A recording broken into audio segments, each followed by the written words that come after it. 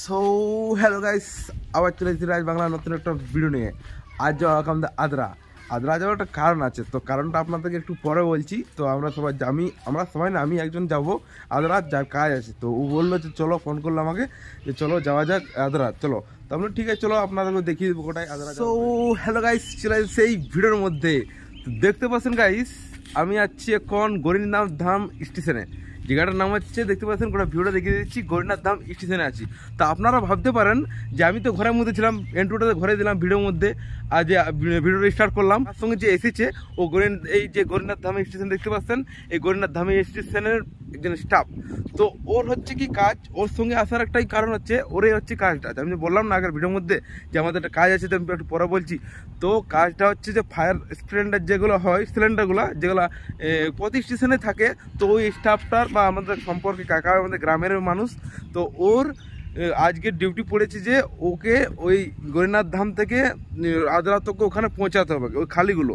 তো দুটো যে সিলিন্ডার, ওই যে বললো যে চলো, তাহলে আমাকে ফোন করেছিল, ও ফোন করে বললো যে চলো যাওয়া যাক। তো আমি ভাবলাম দেখুন, আমার তো কন্টেনার দরকার, আর আমি তো ঘরেতে এরকম বসেছিলাম, তো চলো তো আপনাদের গোটা রাস্তার ভিউটা দেখিয়ে দিয়ে যাবে, আর আমার একটা কন্টেনার বের হবে। তো পুরো ভিডিওটা ওয়াচিং করে ভাই, পুরো জোশ আছে ভিডিওটা, আর একটু স্কিপ করবে না। ভিডিওটা দেখে ভালো লাগে, চ্যানেলটাকে সাবস্ক্রাইব আর লাইক করে দেবে। তো see you guys. So guys, দেখতে পাচ্ছেন এই যে বললাম যে ফার্স্ট সিলিন্ডারগুলো এই দেখতে পাচ্ছেন, আর আমরা দুজন যে বেরিয়ে গেছি রাস্তার মধ্যে। তো পুরো ভিডিওটা দেখে ওয়াচিং করবে, পুরো জোশ আছে ভাই, চলো যাওয়া যাক।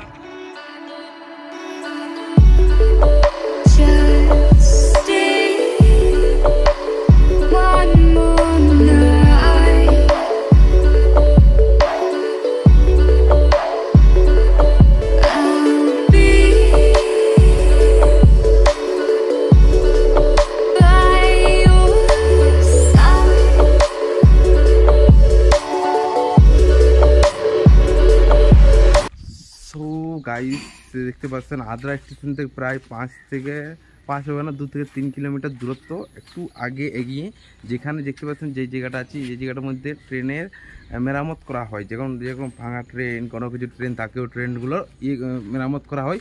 আর বাকি যে ফায়ার সিলিন্ডারগুলো থাকে, যেগুলো আগুন নেভানো হয় সিলিন্ডারগুলো, ওই সিলিন্ডার প্রতি স্টেশনের মধ্যে, যেমন টামনা স্টেশন হোক, পুল স্টেশনে, যেরকম স্টেশনে, সব স্টেশনে সবার থাকে একটা করে বা দুটো করে থাকে। তো সবগুলা সবের যথাযথ থাকে। ওখান থেকে যে দেখতে পাচ্ছেন এই আদ্রার এইখানটায় আসতে হয়, ওগুলো এক্সচেঞ্জ করতে হয়। বাকি যে ডেট পেরিয়ে যায় এরকম কিছু আছে, হয়তো ওদের অফিসের ব্যাপারে জানি না। তো বেশি দিন তো রাখার পর ওটা চেঞ্জ করতে করতে বাকি ঘুরে ঘুরে আসতে হয় করে, প্রায় সবাই আসে। তো এই যে কাকাটা এসেছে, এই তো গরিনাথ ধামের স্টাফ, তো ওই বললো আমাকে যে চলো যাওয়া যাক। তো আমি বললাম চলো আপনাদেরকে দেখিয়ে দিই ভিডিওটা। তো ওরা ভিডিওটা দেখুন গাইস, আর ভিডিওটা দেখে ভালো লাগে চ্যানেল সাবস্ক্রাইব একটা করে লাইক করে দেবো ভাই, চলো। তো গাইস দেখতে পাচ্ছেন, আমরা স্টেশন থেকে বেরিয়ে গেছি, কারণ স্টেশনের স্টাফগুলো বললো, মানে ওই যে এখানে দিয়েছিলাম, ওই স্টাফগুলো বললো যে একটু লেট হবে, দেরি হবে, সেকেন্ড হাফে আপনাদের বিল করা হবে। তাই আমরা দেখতে পাচ্ছেন, এই দেখতে পাচ্ছেন যে দোকানটা, এই দোকানটা আমাদের, এই যে দেখতে পাচ্ছেন দোকানটা, এই দোকানটা আমরা নাস্তা করতে, খাবার খেতে এসেছি গাইস। তো আপনারা যদি আদ্রা থেকে হন, তা আপনারা দেখতে পাচ্ছেন স্টেশনটা, যে এই যে পাশে যদি দেখতে পাচ্ছেন, নামটা হচ্ছে যে হোটেল। তো হোটেলে খুব ভালো খাবার পাওয়া যায়। তো চলো দেখা যায়। দেখতে পাচ্ছেন এক পিস মাছ, ডাল, সবজি, ভাত, আজকে হচ্ছে চাটনি আছে, আলু চকা আছে, পেঁয়াজ আছে, স্যালাড আছে। এই টোটালটার দাম হচ্ছে, এই যে দোকানটা দেখিয়ে দিলাম, টোটালটার দাম হচ্ছে 80 টাকা লাগবে। তো খুবই ভালো দোকান, আপনারা দেখতে পাচ্ছেন। এই দোকানের মধ্যে আপনারা আসতে পারেন, আদ্রার মানুষ যারা দেখছেন ভিডিওর মধ্যে। সো ফাইনাল গাইস, আমরা খাবার হোটেল থেকে বেরিয়ে গেছি, খুবই ভালো ছিল, খুবই টেস্টি খাবার ছিল। আর বাকি আমরা এখন আবার স্টেশন দিয়ে যাচ্ছি। তো চলো যাওয়া যাক। কারণ আমি বলছে টাইম একটু লাগবে, কারণ আজ যে একটু লেট হয়ে গেছে আমাদের আসতে, আর ওদের টিফিন টাইম হয়ে গেছে, তাই আমাদের লেট হয়ে যাবে। তো আবার তখন টাইম স্পেন্ড করার জন্য স্টেশনের ভিতরে যাওয়া যাক, চলো।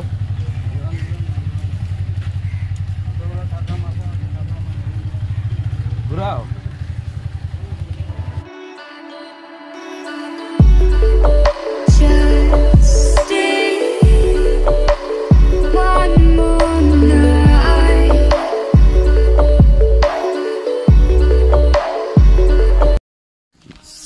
গাইস অনেকক্ষণ পর, প্রায় 3 থেকে 4 ঘন্টা পর আমরা পেয়ে গেছি। দেখতে পাচ্ছেন সিলিন্ডারগুলো, এই যে ভিতরে দুটো আছে, গাড়ি রেডি হয়ে গেছে। তো আমরা বেরোবো ঘর মানে গৌরীনাথ ধাম যাওয়ার জন্য বেরোবো, প্রায় 3 ঘন্টা অপেক্ষা করলাম। আর ওই যে গৌরীনাথ ধাম থেকে আসানসোল যাওয়ার যে মেন রোডটা, গৌরীনাথ ধাম থেকে প্রায় তোমার কী বলো ওইটা রঘুনাথপুরে যে মেন রোডটা, ওই হাইওয়ে রোডটা, ওইটা নিয়ে এলাম। এরপর দেখতে পাচ্ছেন গাড়ি নিয়ে আমাদের রেডি বেরোবো। চলো গৌরীনাথ ধাম যাওয়ার পর আমার সাথে কথা বলছি, ঠিক আছে?